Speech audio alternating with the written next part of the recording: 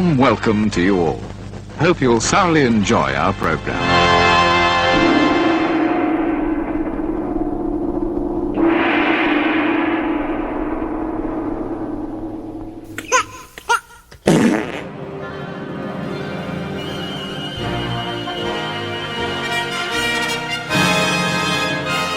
Oh, hello.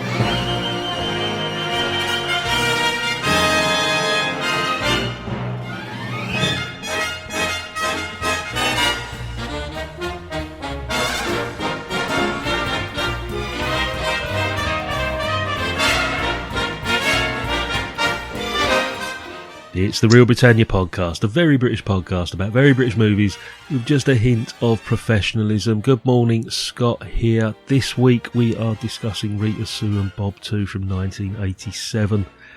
Joining me is my regular co-host Stephen. Good morning, sir. Good morning, mate. And by special request, it's Anthony. Hello, mate.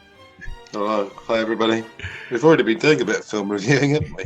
Before the mics were turned on, I think we've done enough to cover an entire episode. We've covered everything from Baz Luhrmann to nudist movies. Yes. I'm already burned out, unfortunately. Only kidding. Nice to be back. My choice this week. I'd never seen it, so I watched it for the first time on Friday. I think, Stephen, you've already seen it before?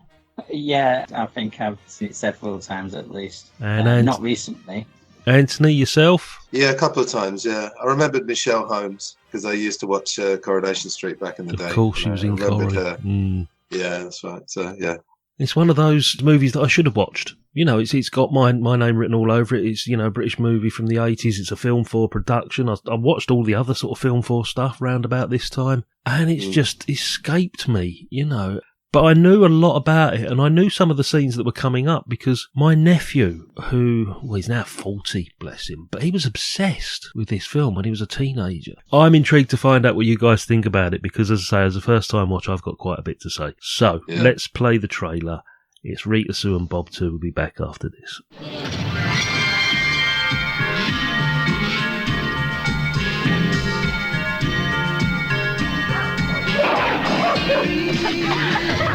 Welcome to Britain in the 80s.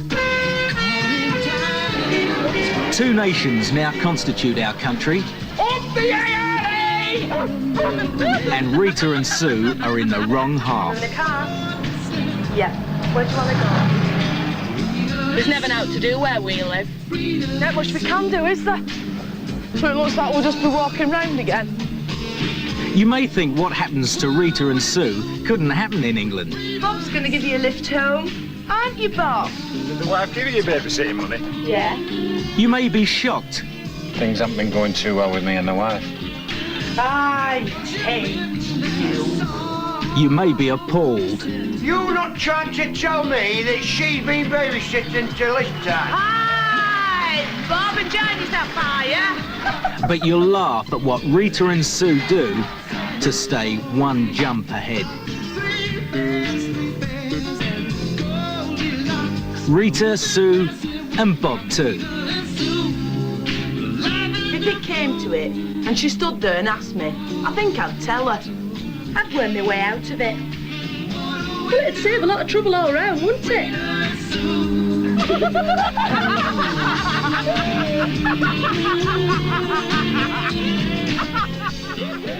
Okay, that's Rita, Sue and Bob 2 from 1987, directed by Alan Clarke. The synopsis. Rita and Sue are two teenagers living on a rundown council estate in Bradford who both share a job babysitting for Bob and Michelle's children. Whilst giving them a lift home one night, Bob decides to take Rita and Sue up to a deserted countryside landscape. Clearly knowing what he has in mind, Rita and Sue are only too happy to oblige and both have a sexual encounter with him that becomes a regular occurrence. Again, this is an awful synopsis. We ought to write our own, I think, sometimes for this. Yeah. Stephen does some great ones with lots of alliteration. I think we ought to stick with that. Starring Michelle Holmes, as you said, Anthony. Siobhan Finneran is in this and George Costigan. They are the three, you know, of the title. I was surprised that Siobhan Finneran was in it. I wasn't aware, really, of who she was until I started binge watching, of all things, Downton Abbey a couple of years ago. Right, and she plays this wonderful character in Downton Abbey. And then I started looking at other things, just unconsciously. And she's in everything, isn't she? From like Happy Valley to absolutely every single sort of like BBC 3-part drama or detective sort of thing that's going on at the moment. And it's great to see. She's become one of this country's like leading TV actresses, isn't she? She's cropping up in everything. And I mean, it's not things like Doctors, but she does a scope of things, like you say. I mean, she's been in Downton Abbey on one side, and then on the other side there's Benidorm. Oh, she's in that as well, is she? Quite a contrast between that, and she's Happy Valley and Unforgiven and all these kind of things. And I think there actually is a link. The 3 leads in this film, I think they've all been in Coronation Street at some point. I think they've all been in Happy Valley at some point. In fact, I think George and maybe Siobhan. She's definitely in it. She plays the Michelle, sister. I think. Yeah. One of there's actually. In some production, I can't remember which TV series it is, but George and one of the girls actually play a married couple. So, it's, they've worked with each other again and been on the same series at different points. And as you say, Siobhan and Michelle, to be perfectly honest, Siobhan is one of those that is the example of what we say about the cast of thousands that was there in the background that you don't really think about. And then suddenly you realise, oh, wow, what's she been in? You think, I don't really recognise her too much. Maybe she didn't work much after this film. And then you go, no, actually, she worked in virtually everything. She did. She wasn't in A Night to Remember, unfortunately. No, unfortunately, no. No.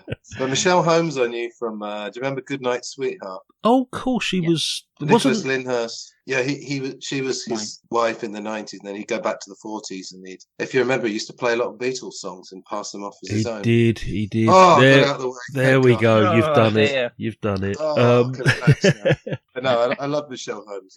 She was kind of the standout for me here. She wasn't the first wife, though, was she? I think, didn't she replace Dervla Kirwan, or Dervla Kirwan replaced her? I think. No, that was back in the 40s. She was the barmaid, wasn't she? There was a changeover. Dervla Kirwan changed over for a different actress. Yes.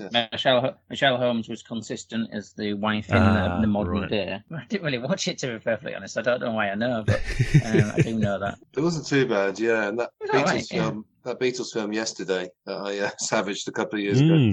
They just basically almost stole that premise. They did. This idea that you can go back and pretend that you wrote something or yesterday or let it be or whatever. Yeah.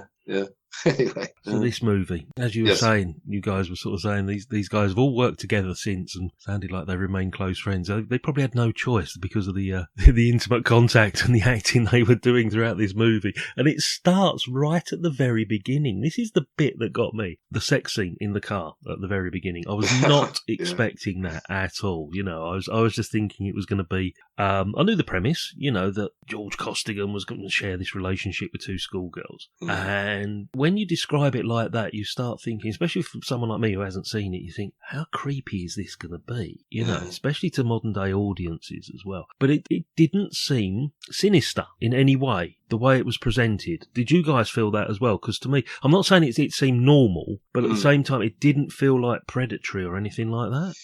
Well, I think the thing is that, I don't know what age the 2 girls were, but obviously this is quite normal, isn't it? The actresses were a little bit older. Yeah. They didn't really look 16. But yeah, it's a strange. I actually watched it almost twice in preparation for this. So I watched it about 3 weeks ago. I kind of remembered it, and I kind of got the comedy of it was obvious. And then I watched, it was a bit kind of a round table thing with a few of the stars 30 years later. And then I went back and all the kind of racial undertones, overtones, ubertones, whatever, were there. And it's, there are some edgy bits as well, when the girls are kind of fighting at school and stuff. But yeah, that sex scene, I just think is absolutely hilarious. To be careful what I say, it's a bit of a coming of age film as well, even though it's kind of a weird context. But yeah, I think the fact the girls seemed a bit older, it kind of made it seem less sinister. I don't know. And obviously it's very funny. When they're having sex in the car and the car horn's going, and I don't know is it Rita? No,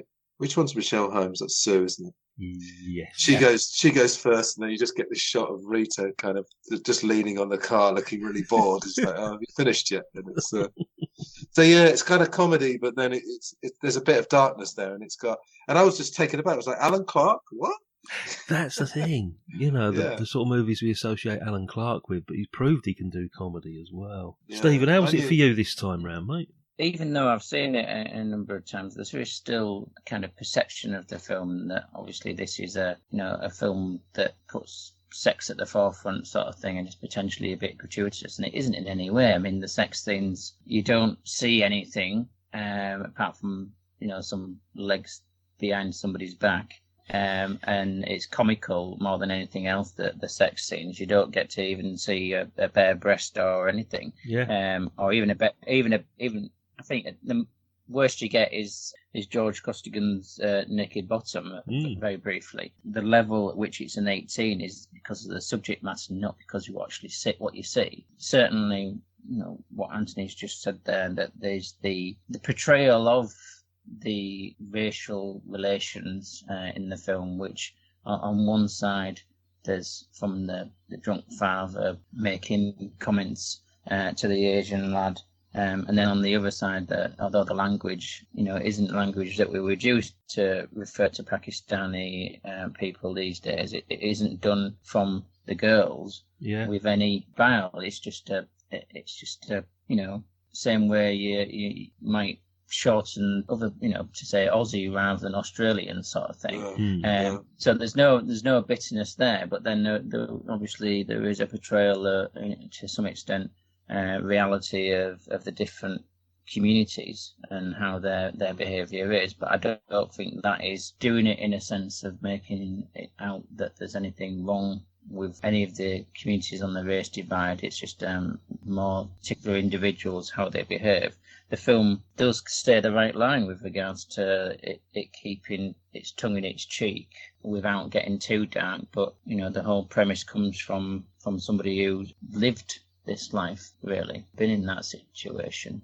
The writer, her first child at the age of 15, 16 was with an Asian man.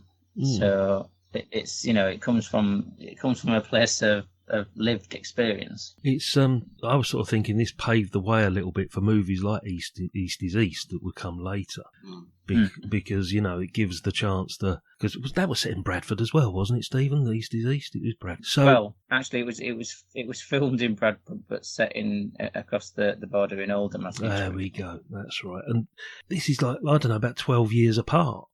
So it was great to see that being set in Bradford, you obviously had to introduce the element of other communities, obviously, because it would have been just too blinkered, even back in 1987. You mentioned the writer. Wasn't this based on a play? Yes. Yeah. There's two plays even, wasn't it? Was it? It kind of is two put together, because the first play that she did, it was sort of amalgamated in, which is, I'm trying to remember what it's called. It's named after the area. Right. Sort of the estate where she was from, and then she, on the back of that, got commissioned to write this, and she wrote this as a play, as the commission, and then they decided to develop it, and she wasn't entirely happy with the results because they changed the ending to make it happier, and also because she got massive amount of abuse from the estate she was still living on because of the way it was portrayed in the film. But personally, I spent Wednesday of this week in and around that area of Yorkshire. Yeah. So with my friend Shiv, and I was watching the film and reflecting and thinking, nice to see Yorkshire in better days. Do you know what I was thinking? We talk about very British movies. This is very British. You wouldn't consider this movie, if you was to give a list of very British movies, this is an actual perfect slice of 1987 Bradford, isn't it? Yeah. Yeah, this is any number of northern towns in the 80s you could have seen in this. This is particular that you're in North Bradford here, where you're sort of 5 miles away from the moors, and my daughter lives in just around the corner from where one of the bits of this is set, to be honest. So it is very much a territory that is recognisable to a lot of people in the north even now. But you couldn't mistake this for anywhere else in the world, I don't think, or anywhere else in the country, to be perfectly honest. The phrase "it's grim up north" it certainly applies here, doesn't it? It's grim. Yeah, it should have been. This should have been a pick by me. This should have been a pick by me, not definitely, you, Scott, yeah, shouldn't it? definitely. Is it true though, Stephen? They've all got Lancashire accents, the actors. Yes. Yeah, As a Yorkshireman, it's definitely I think, to be perfectly honest, out of the 5 people who really are the main people on screen, you've got that all of them are from the other side of the Pennines, as we say. I mean, you got to get to the Asian fella to find somebody who's Yorkshire, I think. Oh, he's from Yorkshire, yeah. But I mean, obviously, wasn't originally born in Yorkshire. He was born in Kenya. So it's even worse. So yeah, I mean, you're finding that it's only the sort of side characters, such as the old guy stood on the balcony shouting. Brilliant. Yeah, but that fascinated me. That and the guy that's always watering his garden. Oh yes. Yeah. Permanently watering his garden. Yeah, those are the kind of British things almost. I don't know. I don't want to generalise, but in American films, you just don't seem to get that. It's very quite as quirky. Yeah, I don't know. It's very quirky, isn't it? That aspect of it reminded me sort of like of Kes or some sort of Ken Loach movie where there is a bit of focus on people in the background, but probably most of them aren't even actors. They are just actual bystanders or real people that are genuinely just brought in just to behave as themselves in the background. I got that feeling that a lot of that. And also people who just kind of hanging around, because a lot of people, it doesn't have to be in England, it could be anywhere, but just, that old guy just is watering his garden because maybe he hasn't got anything else to do or something. Well, there was a couple. Lots of bystanders and stuff. Yeah, at the school. That's the thing I love in films. At the school, when they're at the Bronte's house or somewhere like that, and they're walking down the cobbled hill, and then there's 2 people leaning over from a tea shop who obviously were just there having a cup of tea or something. And you can see that they're genuinely like, well, hang on, what's going on here? There's Alan Clarke filming a movie sort of thing, Oh, right, yeah. A bit of like, what they call it, a guerrilla filmmaking almost, It's just like get the girls to walk down the hill and we'll just film the blooming thing. Yeah, I think a lot, it did definitely have that film, the Ken Loach factor of ordinary people from the community being brought in, and same way as they did for Gregory's Girl as well. Yes, that element where, I mean, obviously the school link comes in, but it is drawing upon sort of local talent and getting extra, getting people who were the extras to be there, and that is what you will find in a number of these films. Obviously, there's a cost element to it, but there's also an authenticity to it, that these are the people perhaps from the community, or at least from the right area, and in this case, it's trying to offset the interlopers from Lancashire. Well, also you get, I mean, I know all the people in this are actors, but also in other films they use non-actors, don't they? And it just works beautifully. Exactly, yeah. They don't know. I think some of these were though. Oh, were they? Yeah. I think some of the side characters, if you going through the cast list as I did, you get to a certain point where you're finding this is the only film that somebody was in. Which usually indicates that they were just somebody who happened to be walking by and was gone, come here, stand here and say this line, or just stand in the background or whatever. Shall I give you a good example? One of the actors or actresses that really impressed me was Rita's mother. Yep. Maureen Long. Absolutely perfect northern mother role. She played it to perfection. The way she reacted with her drunk husband and all the other kids and the hangers about around the flat and all of that business. Only movie she ever made. Do you know some very strange trivia about her? Did you read this? No, go on. She was a Yorkshire Ripper survivor. Yep. Oh, can you imagine? That's where I've seen her face. I don't imagine how you could ever get over that. That's where I've seen her face. Oh, my God. Yeah, because there's that brilliant documentary that was on Netflix last year, and they interviewed her. I've seen loads of documentaries. Yeah, she's appeared in a couple, hasn't she? She got hit with a hammer, didn't she? Yes. Yes. Oh, God. That's where I knew her from, but this is her only movie. Wow, that is really good bit of trivia. You mentioned, is it Andrea Dunbar? I think it is the playwright, isn't it? The woman that wrote it. And as you said, Stephen, she had children at 15, and she died at the age of 29. Yeah. And apparently her kids died quite young as well. It's a real tragic story. Yeah. One of them suicide. One of them from, I think it was heroin overdose. One of them did out the free.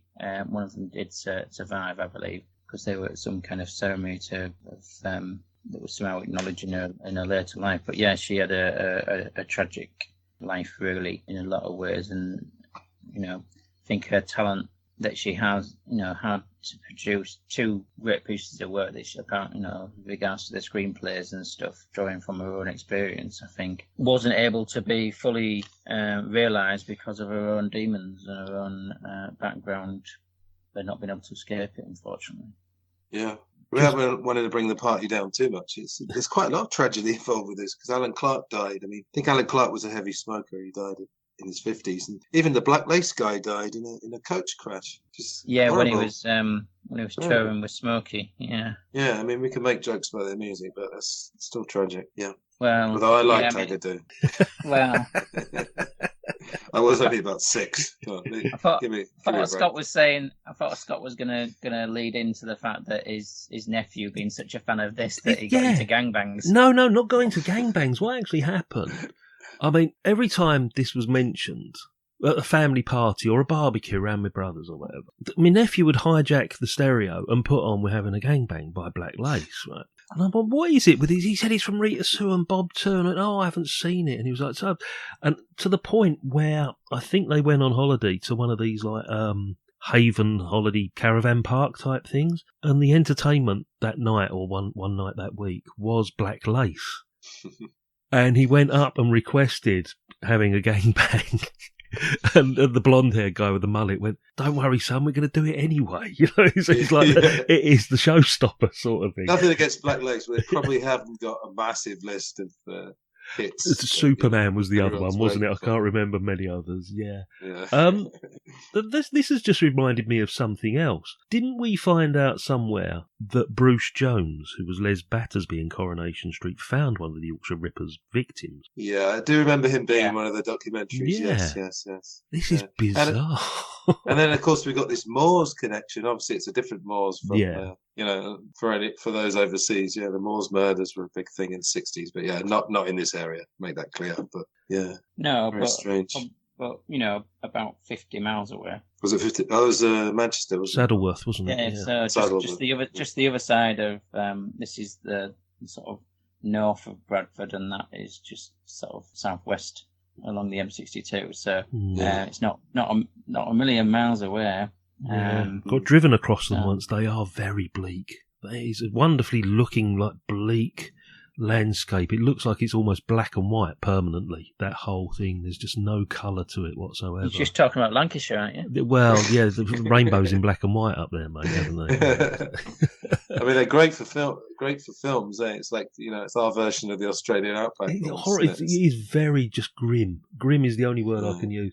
The great thing about where we're talking about and where this was filmed and stuff is you could go mostly go and decide to do a film based in the 80s and still find it very cheap and easy to make it look like the 80s. I know some of the locations in this have been demolished. The blocks of flats and the working men's club have been demolished. But you'd be able to find you can find other ones that are from the same area and look the same and that you can just substitute. It's not moved on very much, is what I'm trying to say. Just going to hope in the distance there's not some bastard on his smartphone sending a text message, Yes. Just briefly. Yeah, they're somewhat timeless, aren't they, the Moors? Just briefly, talking about music and Black Lace and things like that. Anthony, as a musician, how lazy was the theme song at the beginning? It's basically, it's just Rita and Sue, and it's Rita and Sue, and he repeats it 20, 30 times, and then it finishes off as the song comes to a conclusion, and Bob too. Yeah. It seems to fit. There's such a strange mood in this film of mostly comedy, but then a little bit of darkness. I've just noticed the music itself was Michael Kamen. Yeah, I think you could say Michael Caine. Michael Caine composed the album. Not a lot of people know that. Not a lot of people know that. Okay, so we've mentioned most of the actors and actresses, but we need to find out exactly where they stand within the Village Hall of Fame. So grab your keys, Stephen. Let's take a walk up the path.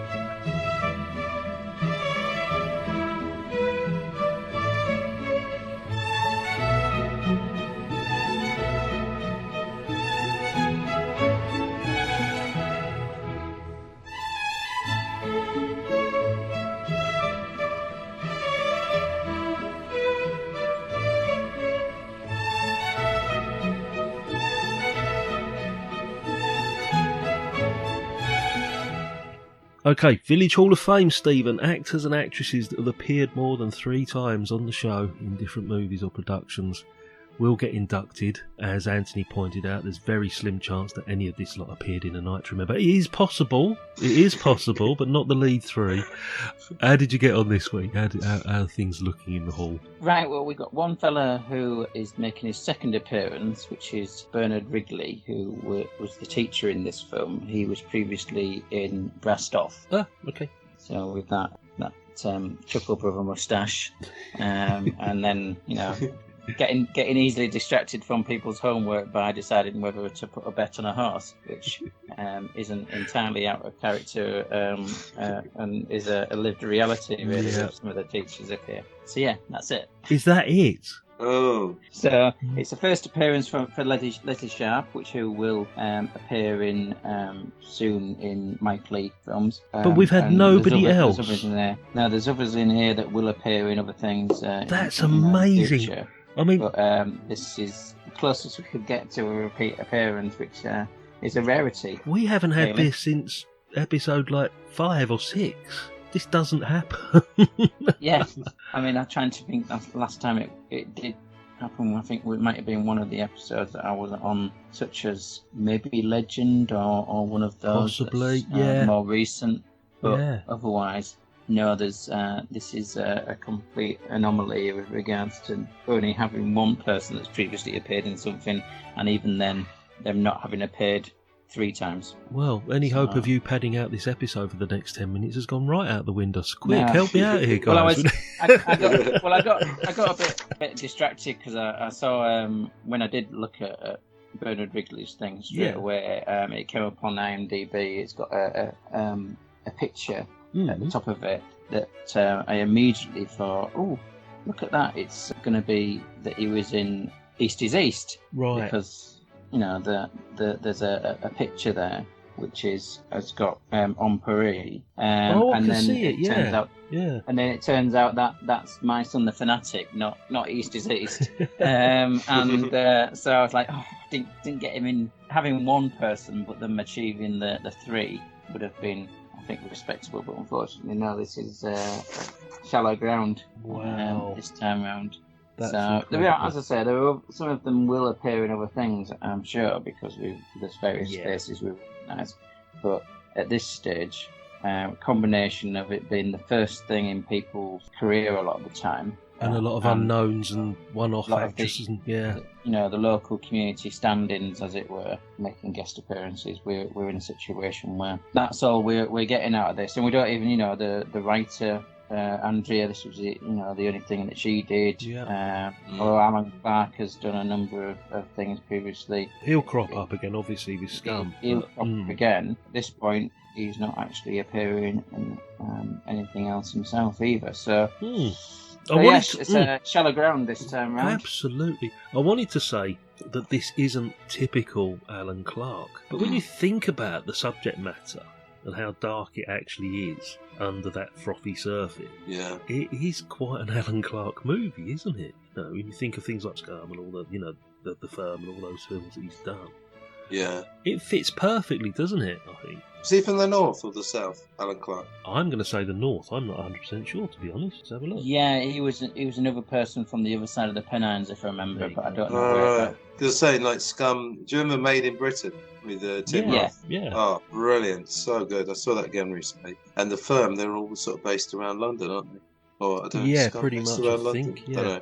Well, in the south, anyway. Yeah, well, there's a mixture of sort of like accents and characters in Scum because it's a prison that's taken in prisoners from all over the country. So, isn't it? Yeah. Oh, of course, yeah. So Alan Clarke was born in Cheshire. There we go. Yeah. Yeah, born in Cheshire and lived his life mainly to begin with in Liverpool. So there is another comedy. There is another comedy which is absolutely dire, if I remember rightly. Billy the Kid and the Green Bay's Vampire that he did came out about the same sort of time. Yeah, don't even go there. It's it's quite bad, if I remember rightly. Phil Daniels, Alan Armstrong. There we go. Yeah. The BFI has described it as undoubtedly the only vampire snooker musical in cinema history. And that's exactly what it is. I like a bit of snooker, but still probably won't go near that one. What about what about the girls speaking together? I thought that was a great touch in this film. They were a double act, weren't they? They were a perfect double act. Yeah, I guess it comes across as entirely natural. It doesn't seem in any way scripted. Their performance is them just being themselves in many ways, although they're slightly older, like you said. Than the schoolgirls that train. They're just delivering what they would have done 2-3 years before if they'd been at school in this situation, just been northern girls, really. It's a classic case of best friends forever, isn't it? You know, it's like your best mate at school, but, you know, the situation suddenly changes when this whole thing opens up, and the pregnancy and the fact that she's been seeing Bob behind her back, and then becomes a completely different movie, doesn't it, the second half, with the relationship with Aslam and all of that side of things. Yeah, but then, I'd say, I kind of liked Michelle Holmes a lot back in the day. I thought she was great. She was great in this. Yeah, well, when she was in Coronation Street, it wasn't, you know, she was kind of the cheeky barmaid, you know.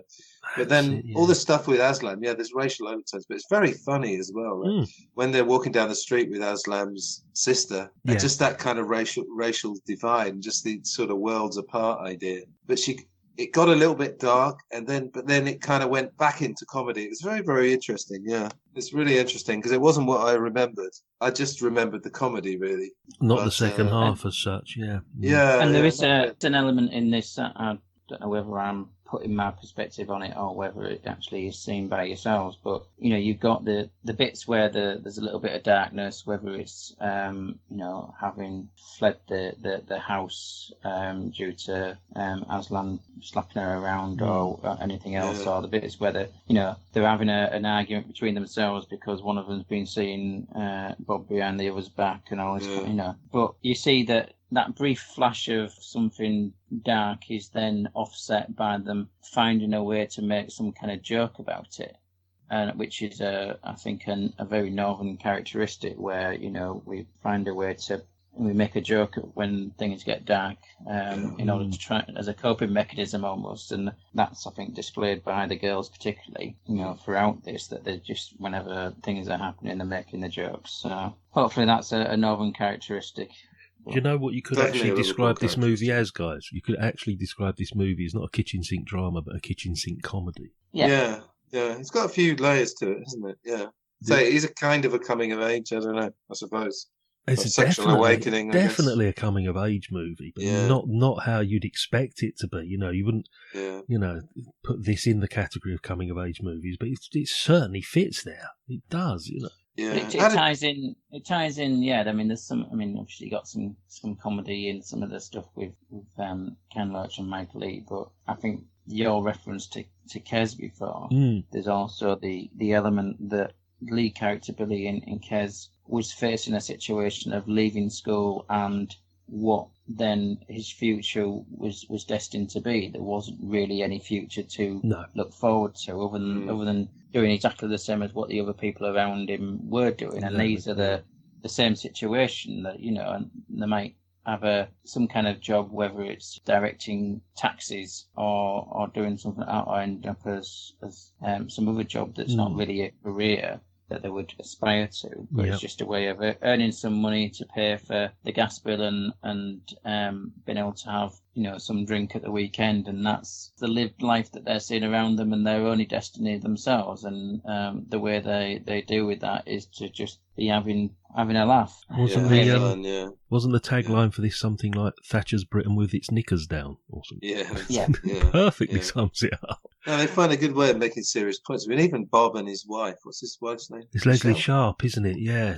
Who looks quite a bit like Michelle Holmes, though, which was interesting. Yeah. But when they, one funny line, when they're having sex for the first time in ages, she says, "Oh, I wish you wouldn't put your tongue in my mouth."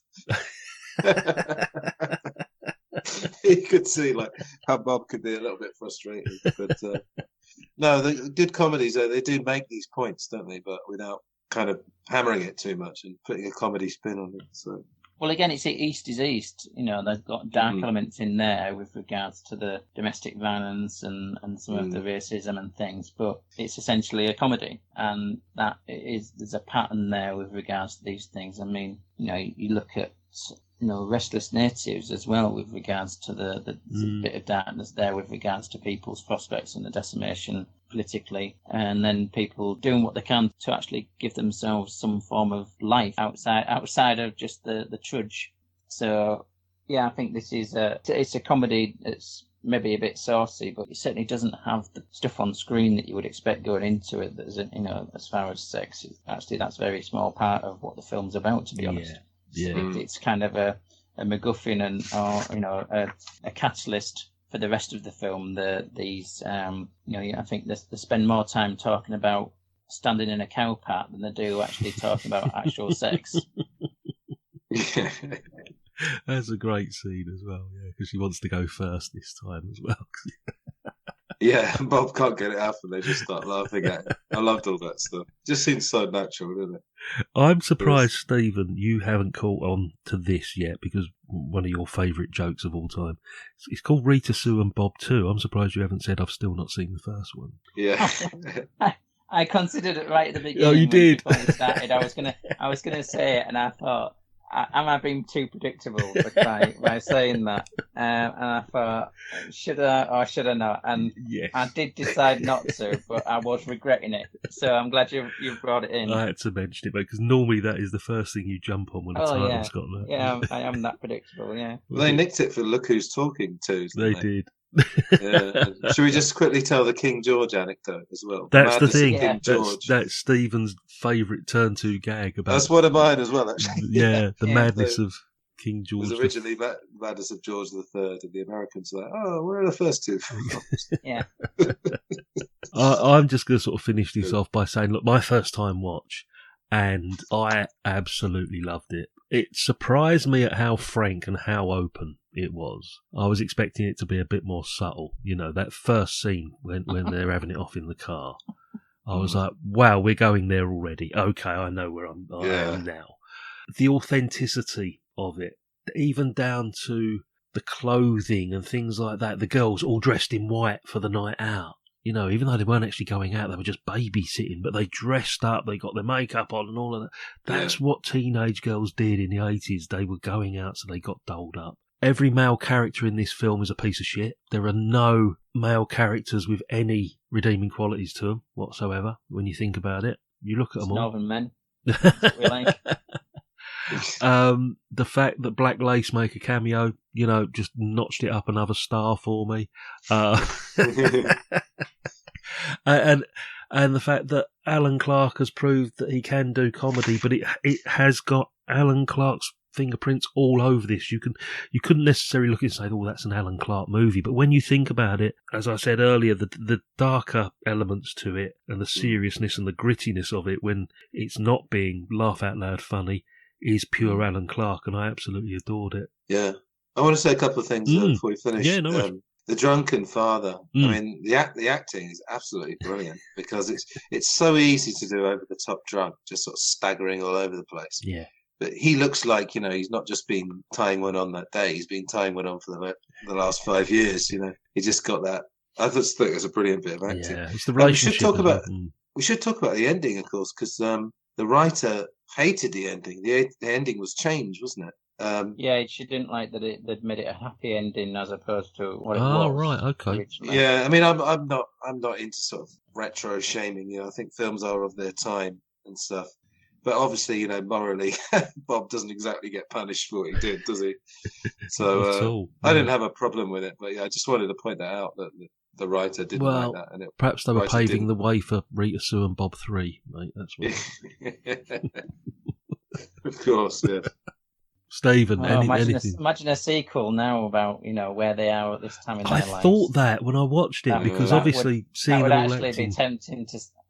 It'd be one of those where they come back to something, you know, 10 or 20 years later, and they actually do it right, and it actually would work. Very rare that happens, but it would. I think that you know, what you've touched upon there, Anthony, as far as Bob not getting a sort of punishment or negative outcome sort of thing from it. I think one of the things is that although there's the infidelity from him, there is, I suppose, in some sense, a motivation for that, because he's oversexed and isn't getting what he wants in that sense at home. He's not in a happy marriage. But I don't think, despite the fact that he seems to have been with the previous babysitter, and obviously he does pursue the girls right at the beginning, I don't think he comes across, like Scott said, he doesn't come across as a lech, doesn't come across as a predator, in the sense that he's being suggestive and then they actually... But he's totally open about it.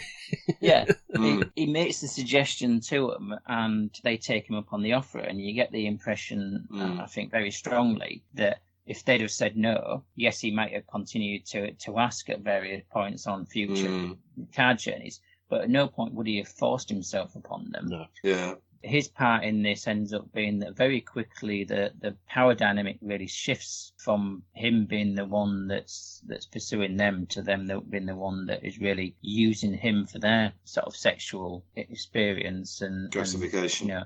They're having a jump, and it just happens to be him. It's not necessarily there's anything special about him. It's just that he happens to be there and happens to be available and happens to have the right anatomy, like a frozen sausage. And so he ends up then, frozen sausage, and then it ends up being that basically, particularly with the ending, the way that they're taking charge of the situation in the household as well as taking the charge of the entire power dynamic, it is that there's not really anything for him to be punished for, I don't think, in that sense. And I think that's why it comes out the way it does. And I can understand if that wasn't how it was originally written, that's why Andrea Dunbar wouldn't be happy, because you wouldn't want your own work changed, especially when it's so personal to you. But I feel it works. I feel that besides leaving it open for a sequel, it means that the tone of the film from start to the end, it's got that light-heartedness with the dark spots in it, because if it started like it did and then ended up with a dark ending, I don't think the film would work so well. I don't think it would stand the test of time so well. I think it would be certainly less enjoyable to watch. For us, it's really just a romp, for want of a better phrase, through this time period in somebody's life, and I think that's what was needed to keep the palate clean on the whole thing. I think if it had a dark ending, there's the danger that it would just be the ending that you remembered from the film, because you get that, don't you, when you've enjoyed yourself watching a film and suddenly there's this ending that's really sort of jarring or doesn't fit or doesn't sort of like click with the mood you've been in for the past 90 minutes. Yes. You'll always say, great film, but that bloody ending, And that's why I think it works, Steve, and you're quite right. They've got the tone of it just right. All right, Andrea Dunbar wasn't happy with it, but for the movie version, I think it works. It's a film for production. It's entertainment at the end of the day. Absolutely. It's entertainment with some stuff to think about, but largely of course it's a comedy, Yeah. And that tagline kind of gives it away. Of course it does, absolutely. So, I'm glad you said that, actually, Stephen, because it'd be too easy to just say, "Oh, Bob's a bastard," and they're totally innocent. But they're using him after a while. Yeah, he initiated them, but they're all using each other in a sense, aren't they? But in the end, it's just a great comedy, really, really good. Really glad I saw it again. And I think it's necessary for the way for it to work is that there's the two of them rather than just one, because otherwise they just one girl. Obviously, you'd miss a lot of the dynamic in the story out with regards to the sort of little bit of intimated rivalry. But the initial stages where they're sat in the back of the car and he's saying things, it's almost like the two people who are completely inexperienced but wanting to be ballsy because they're in front of their mate, or just playing up, egging each other on sort of thing before they know where they are. They've agreed to do something that they might have not have done so in the cold light of day. I think, the dynamic works with all three of them and then, carries on throughout the film. I think it's entertainment that works with, and wouldn't have stood the test of time or been really acclaimed so well, I think, if it had been just a straight drama. Yeah. And it's a brilliant example of a British film, isn't it? I mean, I say it's typically British in a way you wouldn't normally describe a British movie. That's what I was sort of getting at before, isn't it? We don't always consider 80s northern movies as typically British. We always think of the 50s stiff British upper lip, or a Terry Thomas or an Ian Carmichael type movie, period drama, as being typically British. But this has every right to be called typically British, absolutely. And it's set in Yorkshire, but funnily enough, I was watching a Mike Leigh. Oh, is it called All or Nothing? Have you seen that one? Don't know if you come across that one. But there's shades of. Oh, I can't remember. I think it's early 90s. Timothy Spall's a taxi driver. It's the one that's got. No, you're not a big fan of his, Stephen, but James Corden.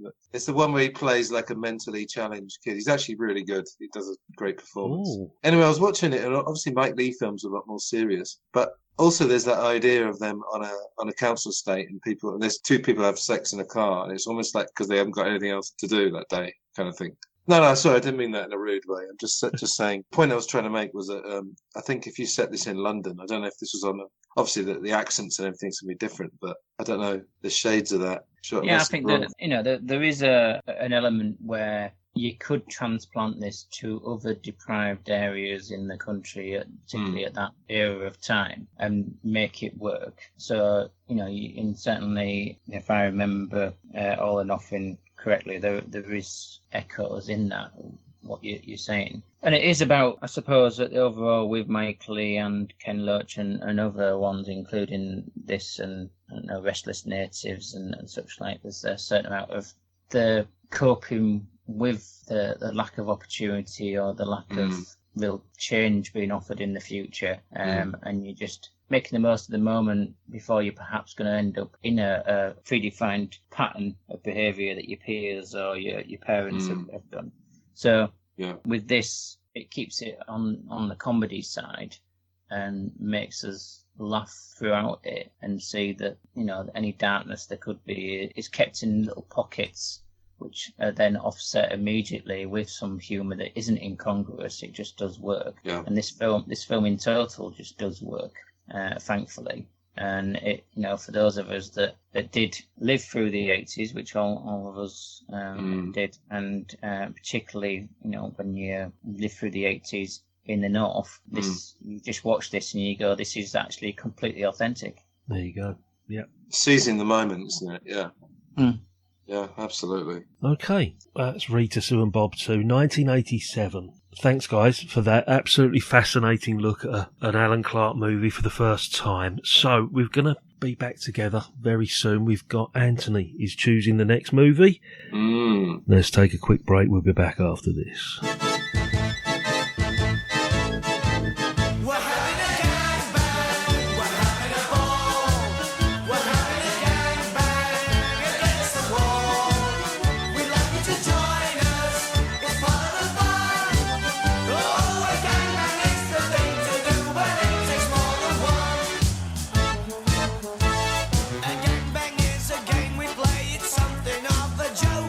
It's lots of hokey pokey, less hoax and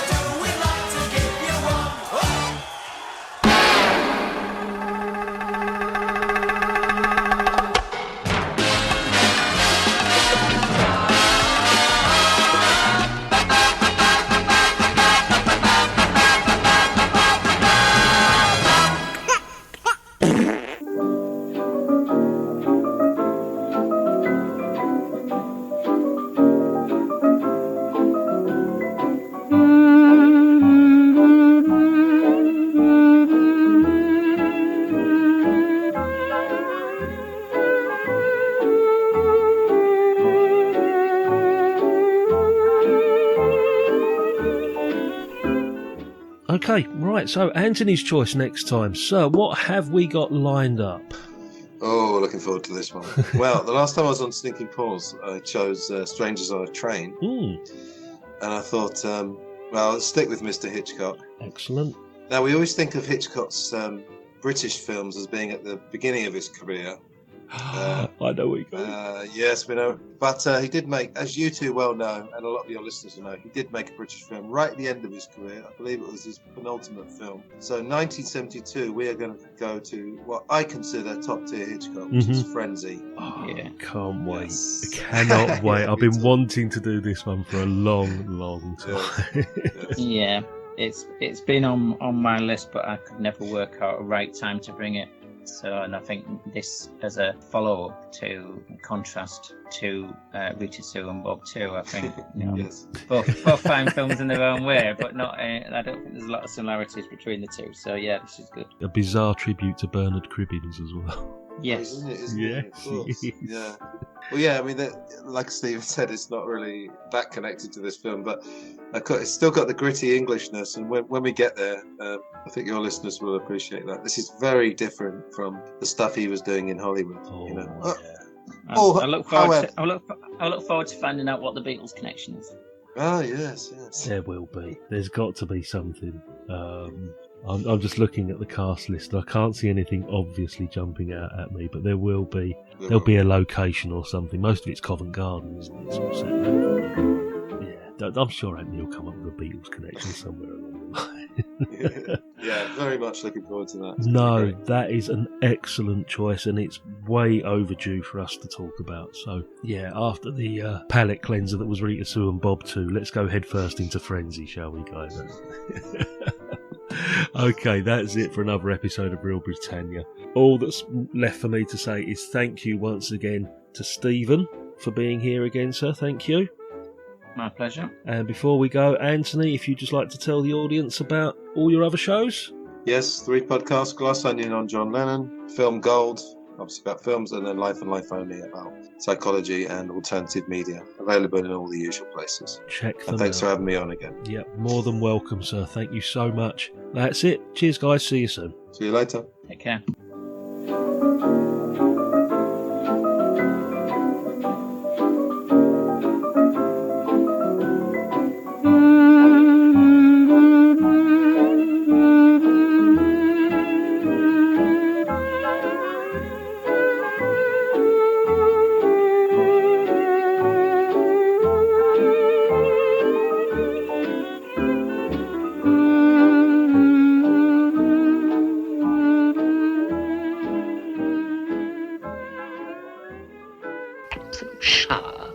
Positive shower.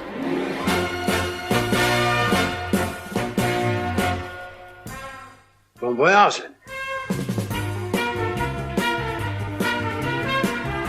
Goodbye.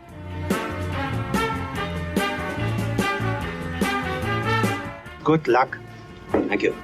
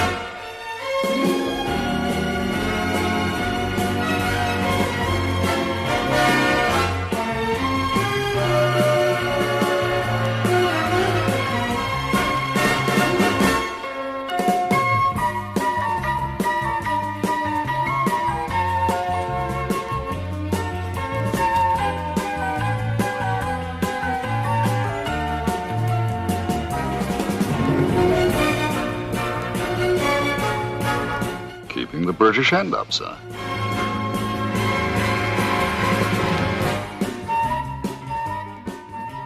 I'm sick of beans.